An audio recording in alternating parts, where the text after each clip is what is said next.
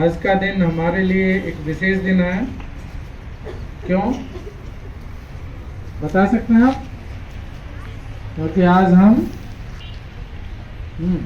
पराक्रम दिवस मना रहे हैं। पराक्रम दिवस क्यों मनाया जाता है? नेताजी सुभाष चंद्र बोस जो एक महान क्रांतिकारी थे, जिनका जन्म 1897 में कटक में हुआ, जो शुरू से ही कुशाग्र बुद्धि के थे, बहुत अच्छे पढ़ने में थे। उन्होंने अपनी पढ़ाई इंडिया से की, बाद में वह इंग्लैंड चले गए और वहाँ पर उन्होंने अपनी पढ़ाई की। उसके बाद उन्होंने जो आज आईएएस की परीक्षा, उस समय आईसीएस होती थी, उसको पास किया, जो उस समय सबसे बड़ी परीक्षा मानी जाती थी। और लोग ये मानते थे कि अगर उस परीक्षा को हम पास कर लेंगे तो हमारा जीवन बहुत अच्छा ही रहेगा। लेकिन उसके बावजूद नेताजी सुभाष चंद्र बोस ने अपने जीवन में कुछ करने की ठानी और उन्होंने भारत की आज़ादी के लिए संघर्ष करना शुरू किया। उन्होंने अपने पद से रिजाइन किया, क्योंकि उस पद पर रहते हुए वह संघर्ष नहीं कर सकते थे। उन्होंने लोगों को प्रेरित किया, बहुत अच्छे नारे दिए। उनका मानना था कि आज़ादी कोई नहीं दे सकता, हमें आज़ादी को तो लेना पड़ेगा। आज़ादी दी नहीं जाती, आज़ादी ली जाती है। इसीलिए उन्होंने उसी तरफ अपने कदम बढ़ाए।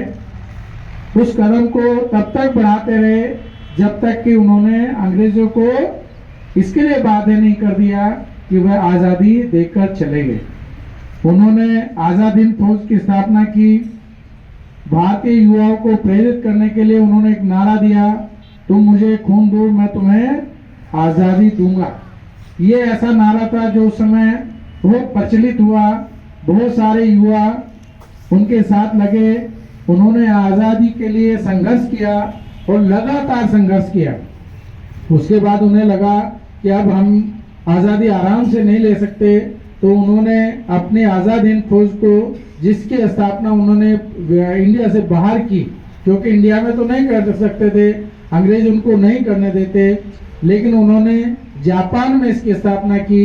विदेशों से सहयोग लेकर उन्होंने संघर्ष करते रहे, युवाओं को प्रेरित करते रहे और लास्ट में एक ऐसा ही स्थिति आई जब अंग्रेजों को लगा कि अब तो हमें भारत से जाना ही पड़ेगा।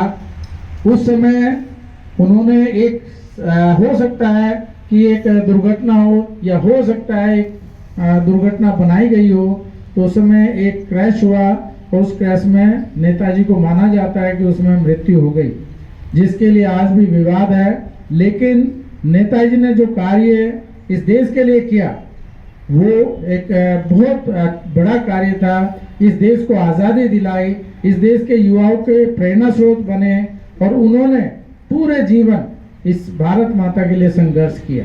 उनसे हमें कुछ प्रेरणा लेनी चाहिए। हमें यह प्रेरणा लेनी चाहिए कि हमें भी अपनी ड्यूटीज पूरी करनी चाहिए। जो हमारी ड्यूटीज हैं उनको हमें पूरा करना चाहिए। देश